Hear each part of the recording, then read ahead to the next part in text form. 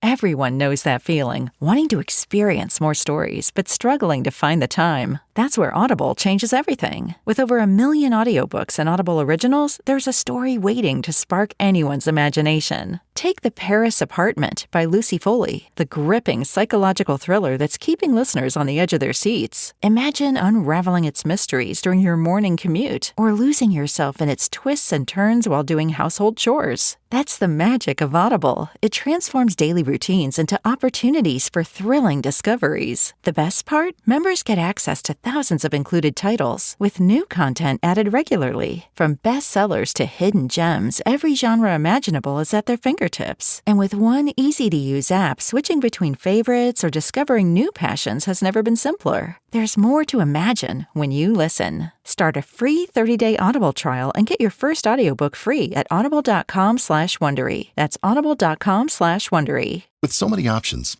why choose Arizona State University? For me, the only online option was ASU because of the quality. Their faculty was really involved with their students and care about your personal journey. The dedication to my personal development from my professors, that's been extremely valuable to me. Earn your degree from the nation's most innovative university. Online. That's a degree better. Explore more than 350 plus undergraduate, graduate, and certificate programs at asuonline.asu.edu. Edit audio. I've spent pretty much all of my adult life not ever appreciating my wins. When I hit a milestone, instead of celebrating, I just set a new goal and then I immediately begin running toward it.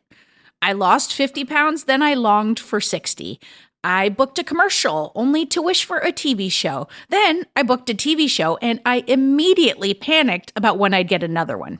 I got funding for a podcast I was working on. I got the news when I was in the bathroom. I know this is too much information, but I'm sharing it anyway. But by the time that I had walked from my bathroom to the kitchen in our tiny little apartment, I had already set up in my head that if I didn't make the project profitable in a year, I was doomed. Look, I love the drive. I am proud of the striving, but I am also tired of feeling like I haven't arrived, and maybe I never will. Hello, everyone. I'm Robin Hopkins, and this is Well Adjusting, where I talk to people about life stuff, but not in an NPR way. It's more like we're at the bar, having cocktails, getting into your business sort of way. It's giving drunk NPR. Oh, and producer Steph is here too. Hello. Today we chat, well, moving the goalposts. Hi, friends. It's me, Robin. Today, we are talking to Michał about a topic that is near and dear to my heart. When you never let yourself succeed, because as soon as you achieve a goal, you create a new one that's just as important and needs to be completed immediately. Michał is right in the middle of trying to see if there's a kinder, gentler way for him to work towards life objectives and trying to unpack where the incessant drive comes from. I'm not going to lie, I'm curious if we can get there too. Okay, one more thing before we get to the chat. Just a quick reminder that we are always looking for new guests. So if you've got a problem that you want to pick apart with me and producer Steph, just drop us an email at hello@editaud.io, or, you can DM me on any of those social platforms at RealRobHops. Okay, let's get to our chat. My name is Michał Kasprzyk, and I'm a podcast producer. I'm too ambitious, I guess.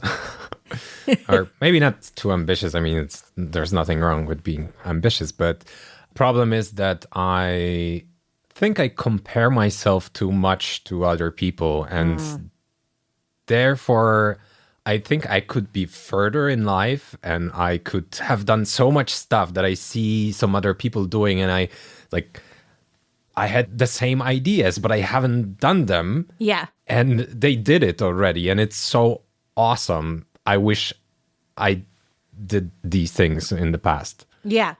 You're not alone in this room of ambitious people. I speak for producer Steph as well. But let's break it down a little bit more. Like, tell us, I mean, you're a producer, so you're successful. You have a career. Things are moving. What I want to know is it a longing for wanting to be over there, the glorious over there that we never actually get to? Or is it about just you have 100 million things that you want to be doing and not all the time in the world? I think it's a bit of everything, basically, because first off, you said I'm successful. Well, I am, but Here we go. I see how much more successful I could be. Sure. That's one thing. And one more thing that I think Ira Glass very nicely said is the thing about the gap. He said that basically whenever you start doing something, you have a taste that is far greater than your skills. Sure. And I think in everything that I'm doing, my taste is far better than my skills actually are. And although I'm aiming to have a balance between these two, Yeah. the thing is that I constantly know that I could do more and more and more. So this taste level changes constantly. Even though my skills try to catch up, the taste runs away all the time. And it's never ending. We talk about it as moving the goalposts. Like you get to the goal and then you move it 10 yards back. And then but the person who's moving the goalpost is you. It's not the refs of the game or the coaches. It's 100% you, or in this case, me and Steph, because it is all relative. We could always be doing more. It's like if you're a painter and you're looking at a painting that you're doing, at some point you got to call it. You have to say, I'm calling this done. Because you could always be tinkering and bettering and whatever. But like, how much of your energy are you spending either worrying or thinking about the things you haven't done versus doing? Like, does that take up a lot of mental space for you? That's the thing. It doesn't take up that much of my mental space because I'm constantly learning and learning and learning. But that doesn't help because the more I learn, the more I know that I don't know. Right. So I guess what I'm asking about the question is maybe not how much time it's taking up, but what is the toll it's taking on you? Because I think you sound like, I keep saying it, but exactly like me and Steph. And it's this idea of just like, go, go, go, go, go, go, go. But why I'm trying to work on this exact thing is because of the toll it takes on me mentally. That space is a horrible space for me to be in because it's like I'm beating myself up. I don't think I'm more productive when I'm in that space. I don't think I'm at my best work-wise when I'm in that space because I'm too busy. Like I'm already starting off in a deficit emotionally. So I'm curious how that is for you. So it's both positive and negative. It's positive because it keeps me going and I like it. I like learning stuff. It's a wonderful feeling. But then I see that I cannot really achieve what I set out to achieve because the goalpost or the taste constantly changes. And this is frustrating. And this sometimes makes me it's my will that I do it. I sometimes work too much. I sometimes worry about this too much. I obviously try to work on that approach and I try not to worry, but saying not to worry is does ridiculous, not work. Basically. Yeah, it does not work. Yeah. And at times it skews towards being more positive and sometimes it's more negative and it takes much more toll on me. It's the worst when it accumulates with some other problems. So I'd rather work on it when I'm at my high rather than when I'm at my low. You know what's interesting though is even how you're approaching the problem is like trying to maximize the efficiency on on approaching the problem. And I think that one of the things that's interesting is like you really point out it is a positive and a negative. It's the thing that drives us. It's the thing that makes us strive for more and probably accomplish more than many folks, but there's a toll. And I always think of it as like a balance issue. Like, could my life be more balanced? And I think that there's a real necessity to look at it and say, I can see the negatives and I want to address them. Because if you're talking about it and saying like, Like I start the sentence exactly the same way. Like it's a good thing. Look at all the good things I've got. My voice is up here in this register. Like, but it's like if my voice and my shoulders are up here, then the likelihood is that I'm just rationalizing some behavior that's not good for myself. And I wonder what you think about like all that soup I just said. And I know I said a lot. Apologies.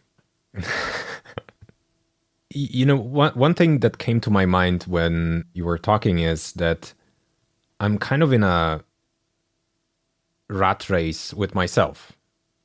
Like there's nobody else in this rat race except for me, with one particular thing that I see all the other rats that are in the other races. Meanwhile, they're just playing tag. They're like having joyful fun on the side. Yeah, sometimes they do. And I compare myself to them, even though we're not playing the same game. We're not in the same race. I make the rules for my own race. And I always want to run as fast as I can. That's why I want to learn more and more, get more skills. And, nobody else tells me to. Nobody else demands that I have a skill that I don't have. It didn't happen that somebody said that, yeah, you're not a podcasting expert. You're just some dude that says that he knows podcasting. Yeah. Nobody ever said that. And I'm pretty confident in myself if it comes to, podcast production. But at the same time, I know I can do more. I know I should do more. And this rat race never ends. Well, what's so interesting is like you said it so perfectly. You're in a race by yourself. And when you're in a race by yourself, you can't ever win. You're not competing against anybody. There is no win. There is no goalpost. There's no end. And for me, it's it's everything that comes after.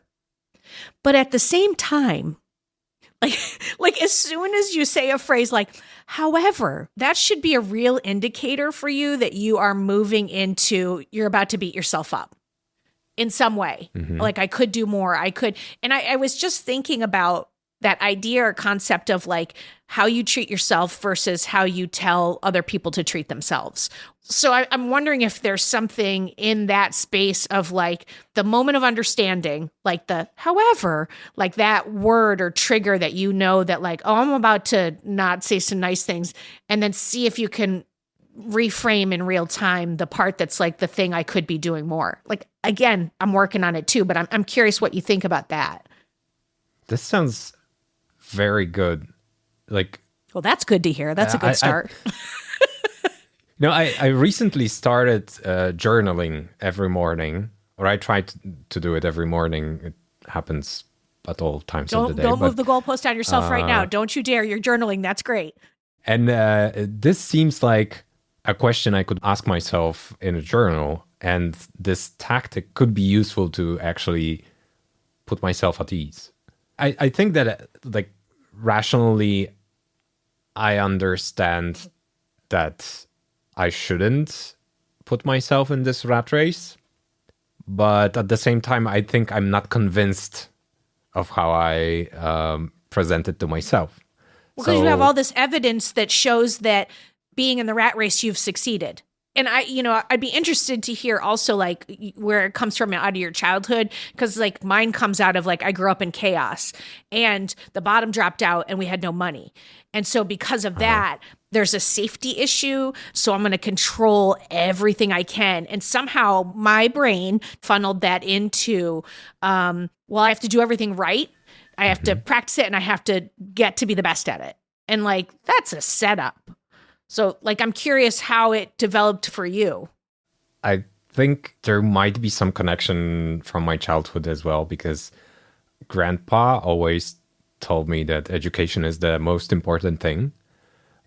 Funnily, even when I didn't finish my first studies, my university degree, he didn't show me his disappointment, but the way he talked about a degree and how important it is in today's world. You got the message. He probably was disappointed. Yeah. And I never thought that a degree is important, but I think this might have impacted me. I I have a degree now. I did it mostly for him.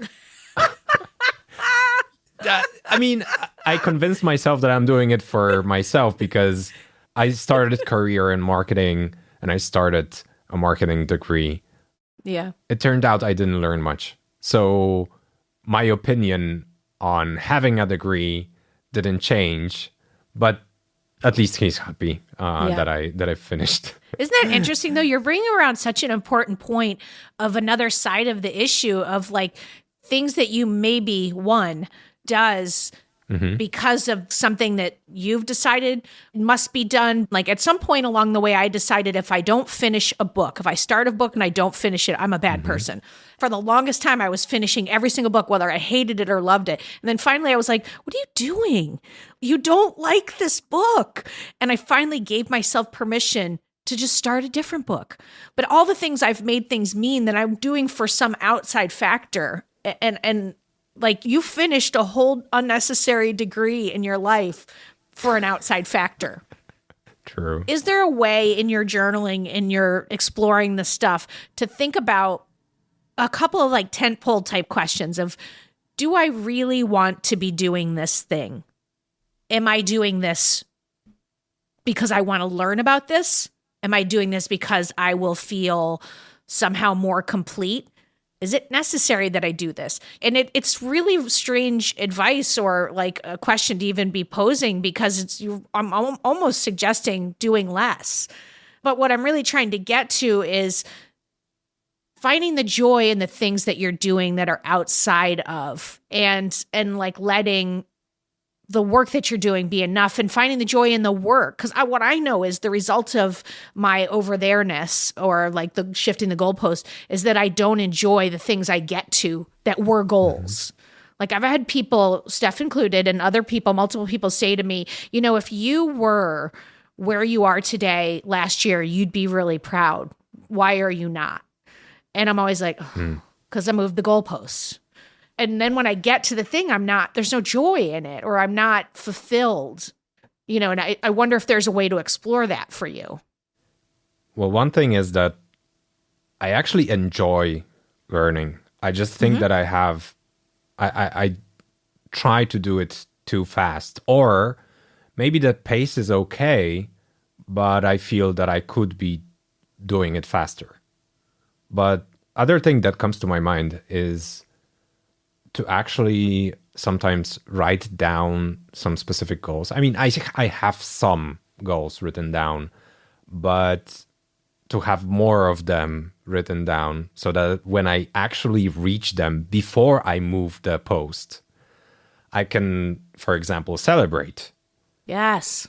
Because this could mean, first of all, good job, and recognizing in front of myself that I did a good job, that I've actually done it. I've achieved it. Yeah. I've done the thing that I set out to do, and now I'm doing another thing. It's not the same thing that moved. No, it's another thing. So kind of rewiring the way that I think about it could also work, I think. I don't know. I'm actually excited to check it. Yeah. I'm wondering, you said specifically that, let's say you're learning a new subject, right? And the pace may be okay, but you somehow decide like it needs to go faster. When you do that, are you still enjoying the learning? What's the experience when you're like, are you actually learning about a thing and at the same time thinking, but there's also now this other thing I should be learning? Like, is that all happening at once? I think usually I get stressed when I decide on what to learn right now. So for example, I open my Kindle app and there's several books that I know I want to read, but I have this a bit of paralysis or time wasting when I try to pick the book that I'm supposed to read, because I should read all of them. Should. Yeah, true. So I waste like, I don't know, 10 minutes of just, you know, trying to pick the right book. And I know I'm wasting time, but it's hard to just open one and start reading. Yeah. Well, it's because you're afraid you're going to make a mistake. Like, and Michał, your self-talk is a little mean to yourself. Like, you're using a lot of I should, I'm wasting time, I need to. It's like, it's all very like the whole world is going to explode if you choose the wrong book. And I wonder if some, some meditation type work might help you like short that circuit. Because if you were to flip that exact example of what you just gave, and it was such a perfect illuminating example of how it works and how it shows up for you. So if you were to flip that and you were to look at it like, let's say I'm a person who does not strive much and I've got 12 books in my Kindle and I open it up and I go, ooh, what's piquing my curiosity right now? There's something about greenhouse gas emissions. No, I don't want to be depressed because the presidential race is coming up. Oh, but this is a fiction book and I've been wanting to read that. And my cousin Lucy just told me about that. You know what? I'm going to pick that one. I'm going to start a conversation with cousin Lucy as I go along the chapters. Like, that is a totally different way to approach the exact same situation. And both those people read. And both those people got through something. But this person over here found cousin Lucy and now has connection and community and feels that I'm doing something good for myself. And again, like, it sounds like a very simple thing, but I wonder if that reframing would be helpful for you to like be a little kinder and gentler to yourself. Like, the fact that you open up your Kindle to want to better yourself already makes you an amazing human being, in my opinion. Well, I don't know if it's going to help, but I'm definitely willing to try. I hope you'll have a cousin Lucy, by the way, because it's critical to the story. Damn, that might be hard. Do you have a cousin Lucy to borrow? No, I just have one cousin and he's super weird and I don't think you want him. Okay. I have a question. Who would you be, or what is it in your mind that would happen if you read every single book? Like, let's just extend reality. You could do that. You could learn all of the things. Like, what would happen? I would probably turn into ChatGPT or something. But would your life be better? Would you be happier or more joyful? Or no. I honestly don't think that a person that knows everything would be happy. I think that person would probably be miserable. Yeah. That's why I think there's really some work to maybe look at about what's underneath. So where should I start looking? Well, I think the journaling's a really great place to start, because I think if you can start asking yourself questions, like whenever you can interrupt the cycle, like start with these really specific examples, like picking up a book, and say to yourself, what am I doing here right now? Why am I doing this? And start journaling. And I think meditation would be a great place to start. Any place that has you start to think a little bit about, well, have I always done this? And did my parents do this? It's like almost having like a Marie Kondo approach. Does this object bring me joy? Does like, and looking for those moments, looking for those triggers of, oh, I'm doing it.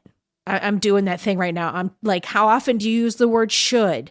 Like, I use the word should all the time. I know I should be meditating, but like, who said? So really critically slowing down in those moments and using whatever tools help you slow down so you can honestly evaluate. Like, I don't know, I'd go out and ask my really close friends. Like, I could go to Steph tomorrow about a thing with my kids and be like, am I doing this because of like my childhood crap, or like, can you see? And I know that she would give me a straight opinion that's like, you do look really bunched up in this way, and it doesn't seem like you're being kind of rational right now. So I think like finding the people in your life that you can also go, am I doing the thing? Am I doing the thing? And a good friend will be like, you're doing the thing. True. Yeah, I think my wife could help me with that. Right? I should say the word should less. I could say the word should less. Or I would like to I would like to say the word should less, because I do think language matters. The words that they're a clue for how we're treating ourselves. Some of it's habit. That's true. But it's a lot. What do you think right now? Because we did say a lot. I said a lot. Well, it makes so much sense. So I have to work on reframing how I think about stuff, finding some mechanisms in form of a friend or something that could help me point out when I'm doing the thing. Yeah. It's big though. It's a very big thing. It's a default setting. Yeah. We were talking about like having a list of goals so that you could recognize when you reach the goal and celebrate, which like I'm super a huge fan of like celebrating wins and recognizing when you get to them. But I'm going to just like tell like a very quick story. When I was a teenager, I used to, instead of making New Year's resolutions, write a list every year of like 100 things that I wanted to do. And when I first started writing the list, it was 10 things. And the 10 things were all like goal oriented and very like obvious to figure out. So like, yeah, I wanted to get like an A in math, or I wanted to, run a 10K or whatever it was. And then as it went on, I started getting more and more things on the list, and I'm who I am. So I will always do the things on the list, and I would do that no matter what. But I never felt better or good about them, even if I celebrated like getting an A+ or whatever it was. And so I completely stopped, which I don't think was healthy either. Like that's like the all or nothing, right? It's like having no goals and then like having too many or something. And I think what would have been healthier for me at the time was like taking a step back and being like, well, what actually would make me feel happy at the end of the year? Or like, what moments did I feel happy during the year? And how do I make more of those? Because sometimes it is an A+, right? Like sometimes you do want that goal, you want to celebrate it, and then that's like the thing that makes you happy. But like reading 12 books, maybe one of them will make you feel more happy, but also like spending time with your partner or like swimming in a lake, those things that also make me really happy. So I've been trying, and I'm still very bad at it, but I'm trying to add in more moments that are like, okay, what made me happy this year, or what's going to make me happy next year? And like putting those into the list too, and treating them as like as important as learning how to solder a Furby or whatever the hell I saw on YouTube that I was like, this is something that I need to know how to do and like teach myself for no reason. That was a very long tangent, but does that make sense? Like adding in little moments from your life that will make you happy and treating those as like equal weight or more weight than the like checking off of the list of reading a book or learning a new skill. It makes a lot of sense. So thank you for that. I think that the goals that I have on my list are mostly like so that I could become better, more efficient human being. Of sorts. I mean, some of this stuff, or actually most of this stuff, brings me joy. But I haven't considered putting down, like putting on the list just stuff. It doesn't have to be a goal. Yeah. That makes me happy. I recently have heard somewhere that life should be that life should be about enjoying the passage of time. And I like this so much. It's actually something I wanted to journal about, but I'm kind of pushing that question away. That's interesting. And I don't know why, because I like it so much. I would love to enjoy the passage of time, because I think this could be, like perfect.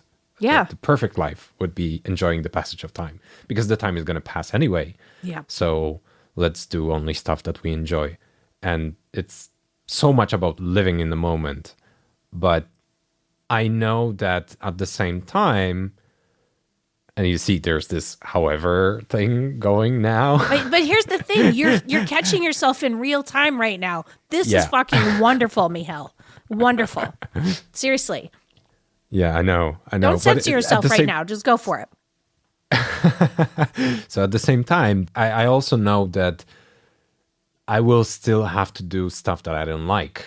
Yes. And there are going to be moments when I don't enjoy the passage of time, when I don't enjoy the thing that I'm actually doing. So again, it's like with these moving posts, it's something that is not going to be perfect. It's not going to be 100% achievable. So it's only about maximizing how much time I enjoy and how much I don't. Yes. Because I still am not going to enjoy some of it. Yes. That's it. Can you find joy and happiness and love in the most moments possible in any given day? Yeah. You know, I spent 6 or 7 months journaling, doing morning pages from the Artist Way last year, and they were 7 or 6 great months. And then I fell off. And then I picked it up and I started again. That's all we can do is start again and try to find the joy. I think it has the ability to feel very overwhelming and scary and maybe almost depressing because it's like, I got to start all over again. But it's like, that's where the good is for me. So I just keep starting over. And that's, again, why I keep thinking of mindfulness. That's the whole practice of meditation is bring yourself back to the current moment. As if that's simple. Yeah, I tried to start meditating many times. It's so hard. The biggest streak that I had was probably maybe a week or two. I don't know. It's very hard. It's tough. But you also, Very hard. like, you can meditate. You don't have to meditate every day, you know? Like, I think we're all the same person in that, like, if we're not doing it to, like, perfection, it's not worth doing, which is not true. Like, you're still benefiting from meditating, even if you don't meditate every single day for the rest of your life.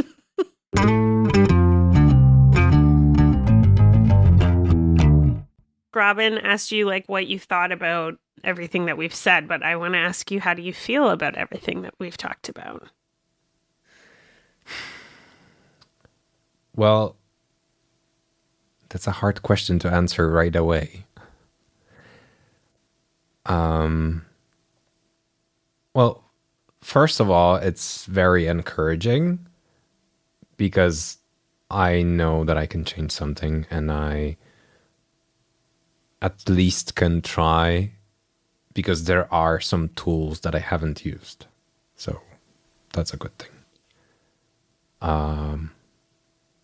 It was actually nice to talk about all this. It's probably the first time that I had such a conversation, like very focused on this topic, because I mean, bits of this conversation I've had throughout my life, but to have it as focused as we had it, that's probably the first. Yeah, so I think what I'm gonna do after we finish is try to summarize maybe the techniques and everything that I could do in the next couple of days. I'm gonna utilize journaling, but I think what I'm most I don't know if excited about, but I think that could be the biggest game changer is trying to, well, enjoy being in the moment more. So not thinking about the posts that I'm constantly moving, but rather focusing on whatever is happening at the moment, because that's good, because that's already something that I wanted, I mean, in most cases, that I wanted to do, and I should be happy that I'm doing it. You want to be happy that you're doing it? Yeah. I asked that question because I'm like an overdoer, right? And like a over everythinger. And I think the reason I mostly do that, even though I'm like not cognizant of it at the time that I'm doing it, is that like I don't want to spend time thinking of my feelings. I asked you that because I don't know how I'm feeling most of the time, because it's really hard for me to like connect to my feelings. And I've been trying to do this forever, and it's really fucking hard. But I do think it's worth it. And there's this like technique in this therapy that I do in CBT therapy where you ask yourself how you're feeling at the beginning, then you go through this thought record of like all of your thoughts and what they could mean and whatever. And then at the end you say like, and now how am I feeling? And though that's like a technique that's for like lessening panic and stuff, I do think it might be like a good thing to add to journaling, even for myself. Like, how am I feeling when I start this? And like trying to think of it and not knowing is fine. Then doing your journaling, and then how am I feeling at the end of this? And I think that's almost like meditation, you know, like where you're just taking a moment each day to like check in with yourself and be like, do I have feelings? Which like obviously you do, but like, can you connect to them? You know, like I can't always. So I'm going to try that, and maybe you would want to too.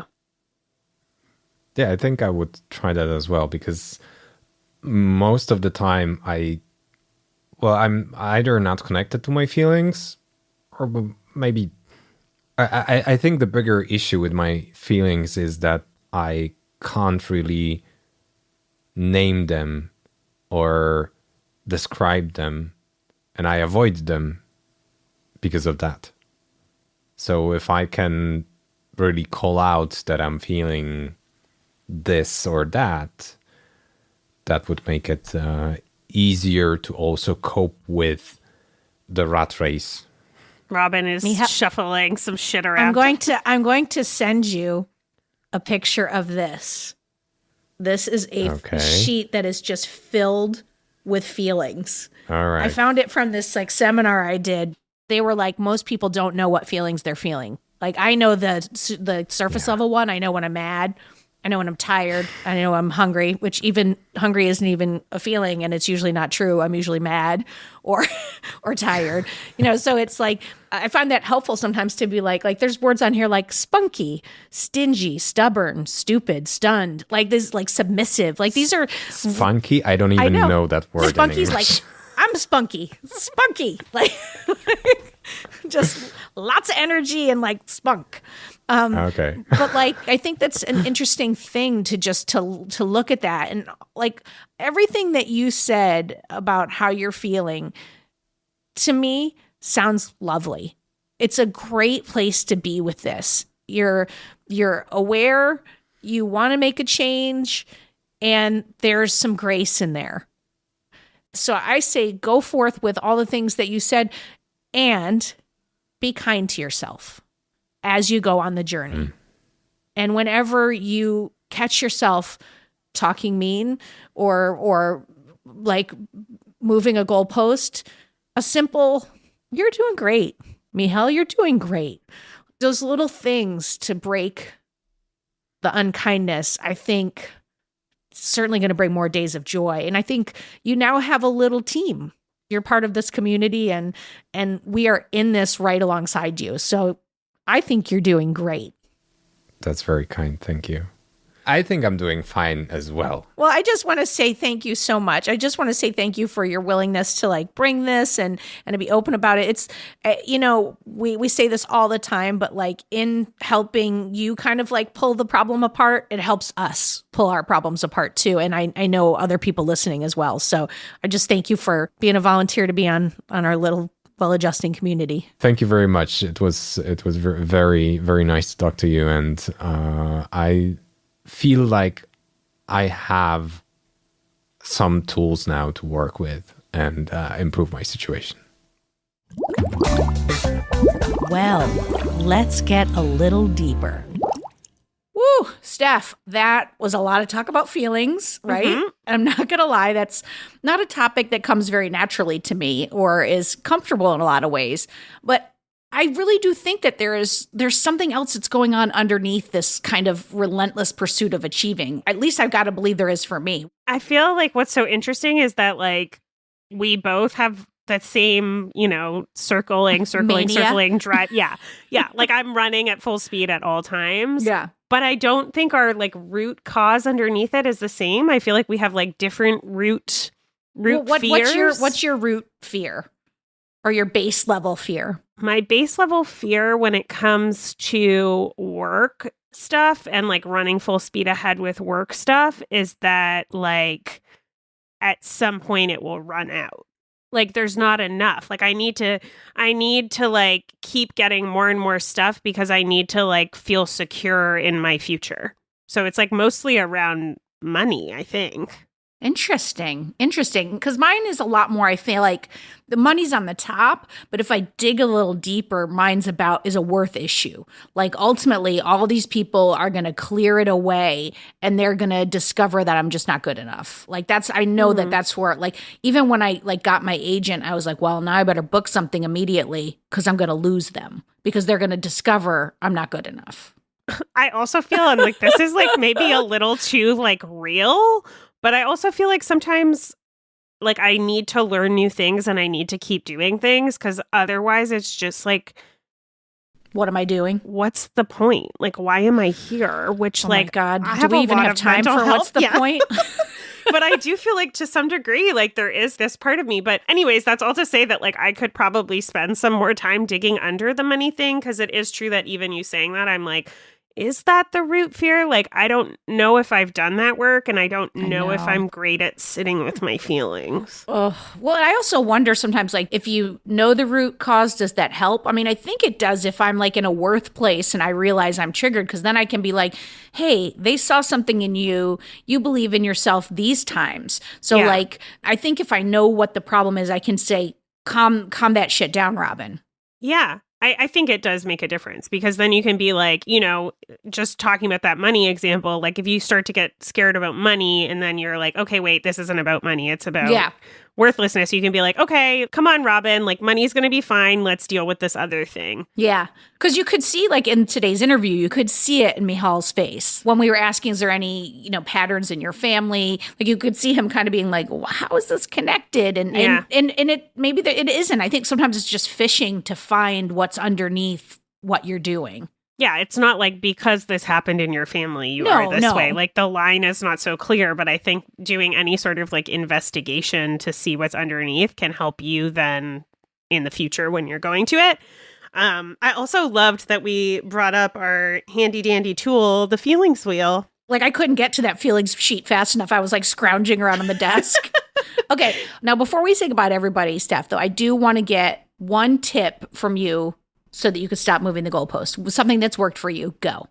Mine, and I say this, I feel like on so many episodes, mine has been the sticky note. So just like doing, I mean, honestly, this is like so this week, but I have a sticky note at my front door right now because I have OCD and some of OCD comes with like obsessively checking things and doing things around the house. But with OCD, like our conversation right now with money, like it's never about the checking the thing, you know, that's never the actual thing. So I have a sticky note on my door right now because often when I leave the house, I'm like, well, I should have checked this. I should have done this. I should have done this. That says like, it's not about checking those things. It's about this. And oh my God, I love that reminder. The sticky note is so helpful because, you know, it doesn't always stop me from doing the checking, but it like is a reminder that I'm like, okay, this is not about this like thing that I'm doing. Like that's a control mechanism or that's a top level thing. It's about this deeper thing. And it allows me to like look into that. So mine is sticky reminders. I love that. And also Post-it notes, get in touch with us. You'd be a great sponsor.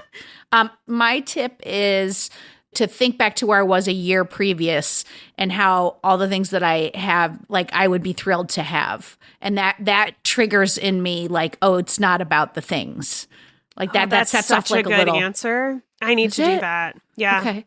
All right. I was like, I don't think that's as good as your sticky notes. So look at this. No, I think that's really good. I'm like, I want to do that. I should do that. So I'm going to add your tip to my tip list. Okay. I love it. Well, I mean, I think the thing we both know, tip lists or not, is that we're probably not going to solve this today.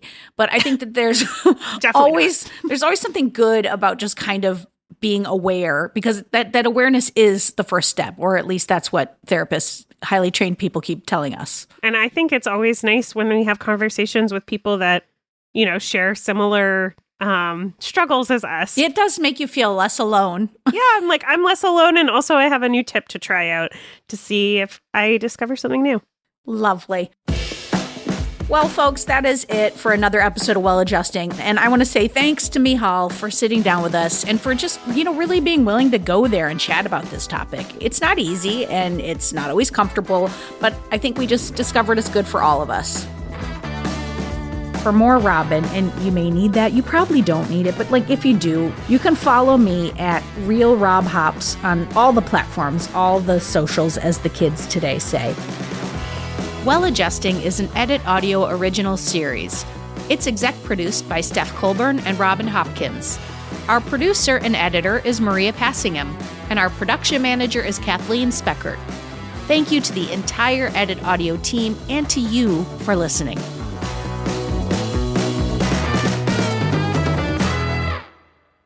Oh, hey, before you take out those AirPods, this show is just for entertainment. If you are in need of help, please, please, please reach out to a professional. Go ahead and get that help. You deserve it.